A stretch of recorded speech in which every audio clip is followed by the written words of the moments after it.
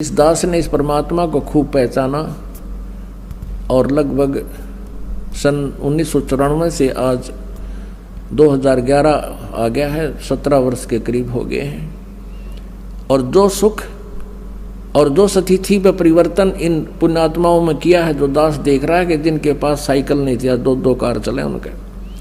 अब ये तो वैसे ही, ये तो आपको यहाँ की सुविधा तो ऑटोमेटिकली मिलेंगी इस भगवान की भक्ति से। जिनको तुम भटक रहे थे, इससे को ऊपर सारा डिवोट हो रहे थे, माया कमाने के लिए हुकंड करो कुछ भी हो जाओ वो ये करने न तैयार थे, ये तो आपको इस भक्ति से मालिक आप व्यवस्था करेगा, किसी तरह भी करे, और 1 नंबर का धन देगा आपको। कैसे देगा कि पहले इस दास ने जब उपदेश लिया तो ऐसा एक प्लाट था,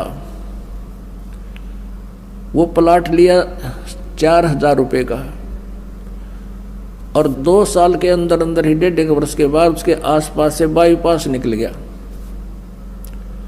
उसमें कुछ कंस्ट्रक्शन कर दी इस दास ने, तो सारी कंस्ट्रक्शन मुश्किल से 20,000 रुपये का खर्चा होगा, 1.5 लाख देने वाला आ गया, और पक्की रजिस्ट्री कराई 1.5 लाख में। अब देखो, अब उस समय आज से 20 साल पहले, और कैसे 1 नंबर में धन दे दिया, और सारी उम्र नहीं बचा सकता इतने जितने एकदम परमात्मा 1.5 साल में कर दिए। ये ना जाने कित कह के कर दे, ये फिर इतनी माया देने लग गया, परमात्मा से हाथ जोड़ना पड़ा, क्योंकि मालिक ने इस माया का अवगुण भी बहुत बता रखा है। इस माया की घनी जरूरत नहीं है, ये तो इतनी मांगे मालिक ते कि साईं इतना दीजिए जिसमें कुटुंब समावे, हम भी भूखे ना रहे अतिथि ना भूखा जावे। इससे घनी मांग ली तो जी का झाड़ हो जाएगा आपका, और परमात्मा साथ रहेंगे तो किसी चीज़ का भाव आपको नहीं रहेगा। तो कहने का भाव यह है कि जो यहाँ आपको संसारिक सुविधा जो मिलेंगी वो तो फ्री ऑफ कॉस्ट होंगी, वो तो रुंगे में होंगी, रुंगे में। तो पुण्यात्माओं, हमारा जो सौदा है वो तो है मोक्ष प्राप्ति का।